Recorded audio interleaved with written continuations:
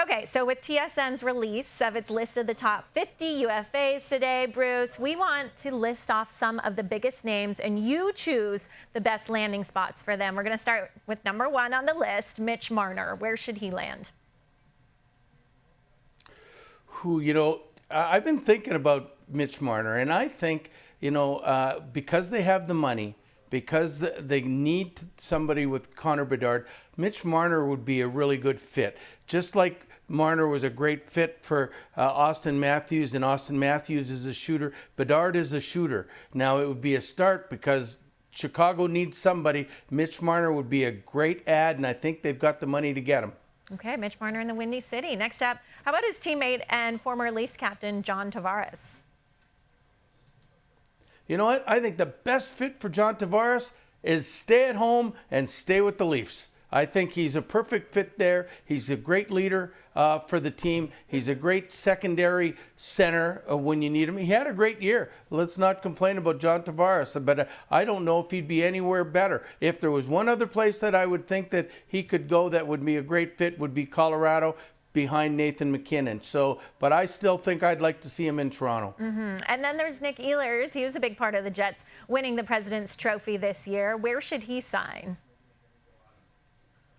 Well, you know what? I don't know if the Jets have the money to sign him, but I think a good fit, and this is just a feel for me, would be Utah. Utah's got a great young core. They need a little bit more scoring. They've got great speed. I think he would fit in really well with that team, and it would be a real big get for the Utah Mammoth if they could sign a guy of Ehlers' capabilities.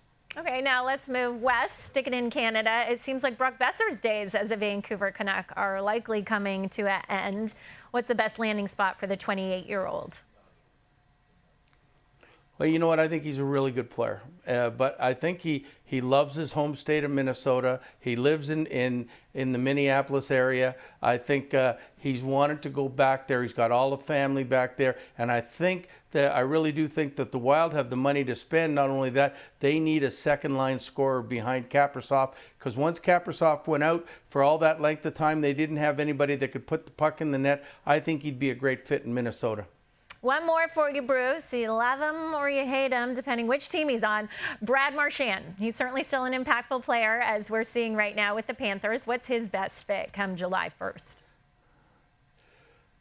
Well, like as silly as this sounds, I mean, he's where he should be. He's a rat. They throw rats at him when they win.